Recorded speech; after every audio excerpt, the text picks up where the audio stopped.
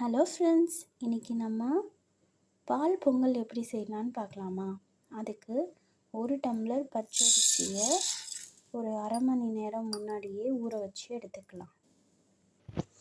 Pan நல்லா காஞ்சிடுச்சு. இப்போது நான் 2 டம்ளர் பால் ஆட் பண்ணுறேன்.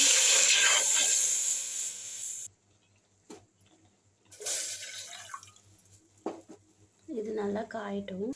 அது கூட 2 டம்ளர் தண்ணி ஆட் பண்ணிக்கலாம். இது நல்லா கொதித்த பின்னாடி நம்ம ஊற வச்சுருக்கிற அரிசியை 1க்கு 2 நல்லா காஞ்சி வந்துருச்சு. இப்போது நம்ம கழுவி வச்சுருக்கிற அரிசியை ஆட் பண்ணிடலாம். இப்போது டைம் இல்லை, சீக்கிரமாக ஆகணும்னா நீங்கள் குக்கரில் சேஞ்ச் பண்ணிவிட்டு கூட வேக வச்சுக்கலாம். நல்லா குழைய வெந்து வர வரைக்கும் நம்ம வெயிட் பண்ணலாம். இதே குக்கரில் மாற்றணுன்னா ஒரு 4 விசில்ஸ் 5 விசில்ஸ் வச்சுக்கலாம். ஆல்ரெடி நம்ம 2 டம்ளர் பால் 2 டம்ளர் தண்ணி வச்சுருக்கோம். இன்னும் 1 டம்ளர் தண்ணி ஆட் பண்ணி குக்கரில் வச்சு எடுத்துக்கலாம். நல்லா சுண்டி வருது. சாதமும் ஓரளவுக்கு வெந்துருச்சு. இதை ஃபுல்லாக சுண்டணும். நான் பசும்பால் தான் எடுத்துருந்தேன். இன்னொன்று, இந்த பால் பொங்கலில் நீங்கள் பாசிப்பயிறு எடுக்கணும்னு அவசியம் கிடையாது. வெறும் பச்சரிசியை மட்டும்தான் வச்சு செய்கிறோம். இப்போ பாருங்கள், நல்லா வெந்து வந்துட்டுருக்கு.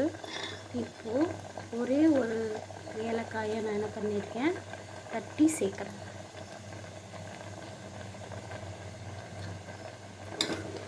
நல்லா சுண்டட்டும். இப்போ நம்ம 1 டம்ளர் அரிசிக்கு 1 டம்ளர் சர்க்கரையை ஆட் பண்ணிக்கலாம். இதில் நீங்கள் வெல்லம் ஆட் பண்ணிங்கன்னா, வெல்லத்தோட தண்ணி ஆட் பண்ணிங்கன்னா அது அக்கார வடிசல் ஆகிடும்.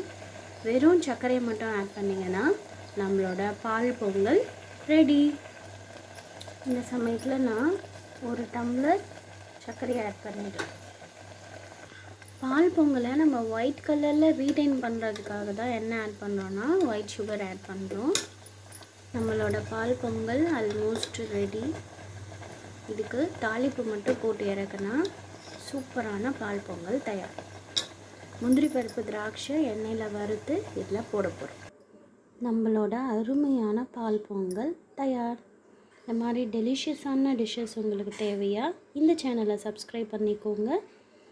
மறக்காமல் லைக் பண்ணிவிடுங்க. தேங்க்யூ.